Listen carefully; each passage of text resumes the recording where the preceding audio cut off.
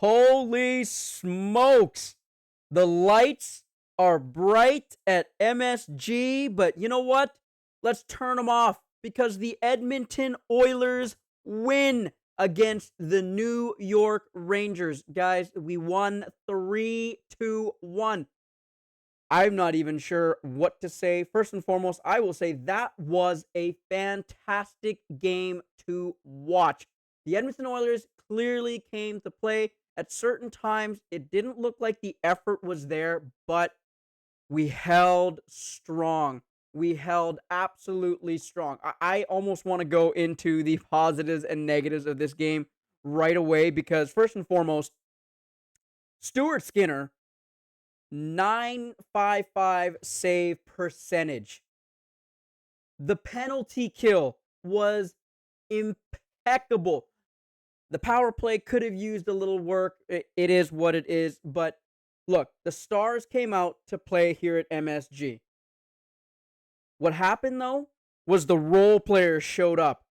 Just like a good play on Broadway. You always have to have those really good role players. And man, oh man, the Edmonton Oilers got it. And Captain Connor finishes it off and puts the icing on the cake for the Edmonton Oilers. So I've already started my positives and negatives for this game. Let's be real. The penalty kill was amazing. The goaltending was amazing. The team defense was amazing. Now, I'm going to quickly shift over and talk about the negatives. The power play.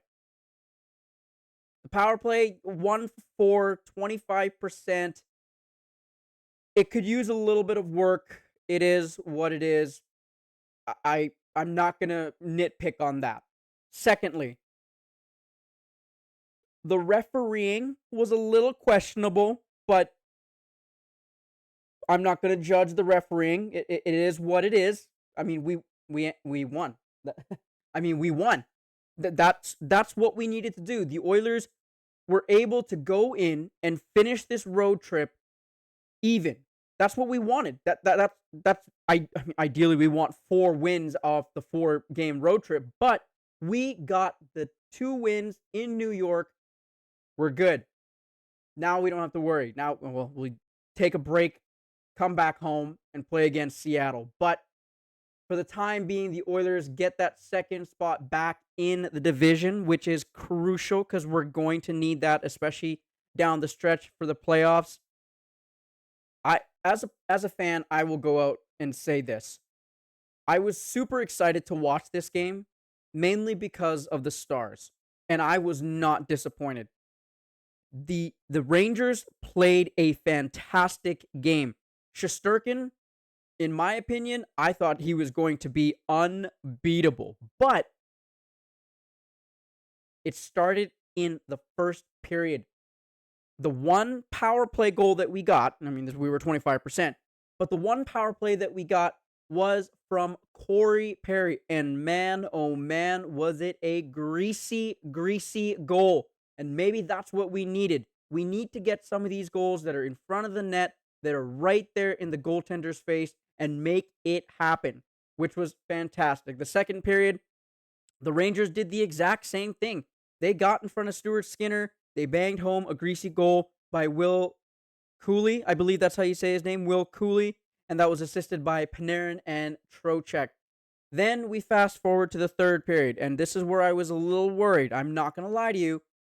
As a fan, I was worried because the Rangers looked like they were starting to take over the game. But the Oilers played some sound team defensive hockey. And Stuart Skinner made some pretty fantastic saves in that game. And then the Oilers shock me.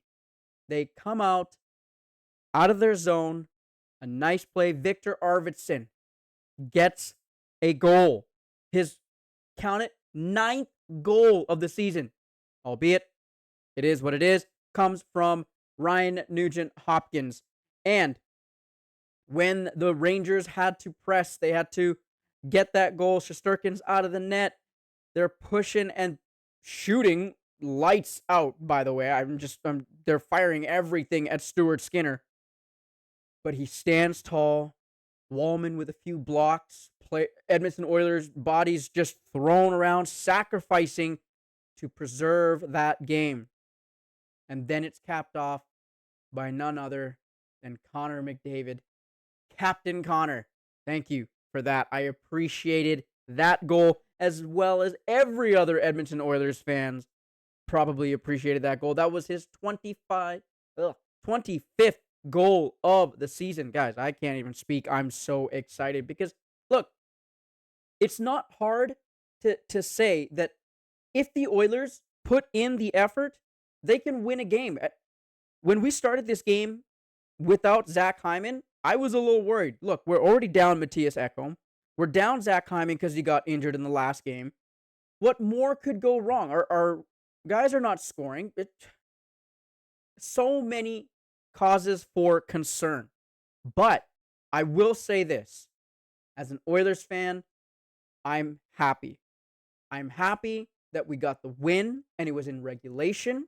I'm happy that we're starting to figure this out, and that's 2 games back to back that the Oilers have showcased a level of effort. Like, they actually care to play. They're figuring it out. And if all indications are correct, we should potentially be getting Ekholm back this next week. I'm hoping. He's had a week off to rest. He didn't make the road trip. We're coming back to Edmonton. I'm hoping he's fully recovered. We're getting close to having Trent Frederick back in the lineup. There's a lot of good, positive things that are about to happen for the Oilers, and all they needed to do was just work their way out of this lull. I'm not going to get too overly excited because it is only 2 games, but that is a good start for this team. And if you guys saw that scoring summary, I'm telling you right now, without a shadow of a doubt, I'm going to pick the player of the game. Quietly made it possible was none other than Ryan Nugent Hopkins.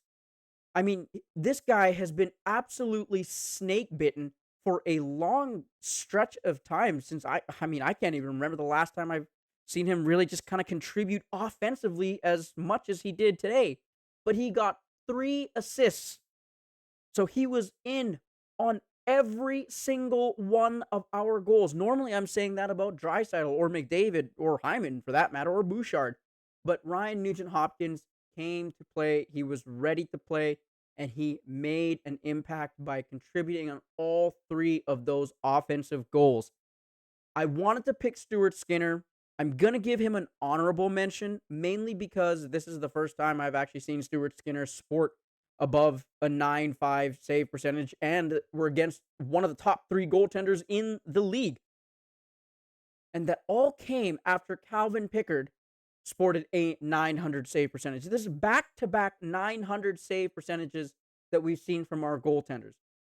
Now, I'm not throwing them, off the I'm not throwing them off the stage saying, okay, they're free and clear, but I'm trying to make it so that as fans, what we need to get is this level of goaltending from both of our goaltenders and a strong team defense. That's the only way we're going to essentially fix any problem. We will get the goals as they come. I don't know if some of you guys have heard defense wins championships, or sometimes it's better to start on the defensive side, and the defensive side, when your fundamentals are there, it will create the scoring opportunities that you need. The Oilers looked like they got back to basics. Now, there were a few breakdowns you could see from the Oilers, but what separated the breakdowns of this game were they didn't panic. They broke down, they had men recovering, moving into positions, but there was no sense of panic from the Oilers. They actually found a way to get together and cover each other's assignments. Yes, a few shots that got through. Stuart Skinner was there to bail them out, but maybe that's what the Oilers needed to do. And that's probably what they've needed to do for a long stretch of time. We worried so much about the offensive numbers and the offensive game coming that we forgot that maybe the defensive side is what needs to help propel the offensive side. I mean, our penalty kill absolutely impenetrable tonight, which was fantastic. And that in previous seasons and last season for sure, and in the playoffs, the penalty kill was a real huge like catalyst for the Oilers getting the momentum that they needed. So continue focusing on the defensive side of the game, and I feel like the Oilers would be successful moving forward. The offense will come. The Oilers have enough talent that the offense will show up, but we have to stop letting goals come in. We've got to stop spotting goals to other teams. We've got to stop the bleeding. The bleeding stops here. The Oilers shift their focus to defense. Team defense. That's one of the stats that they've been at the top of the league for the majority of the season. So why not focus the emphasis there? Now, moving on the schedule, we have a tough matchup coming up against Winnipeg. First, we have Seattle.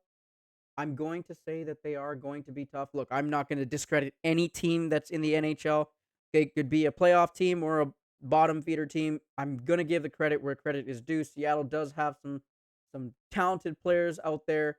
So that's a game that is a must win for the Edmonton Oilers. But the real tough test will come against the Winnipeg Jets. They are the top team as of tonight. I believe they are the top team in the league.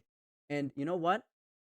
I am not going to forget that first game against the Winnipeg Jets. That's what set them off and put them in a position where they're at now. And they've been playing sound hockey ever since. I want the Oilers to shift into a gear where they're ready for that game, ready to play up to that competition, and show the Winnipeg Jets why the Oilers are where they are, why they're as good as they are.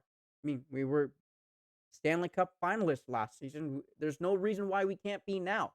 Yes, everybody else loaded up. Fine, great. But the Oilers just need to focus on team defense.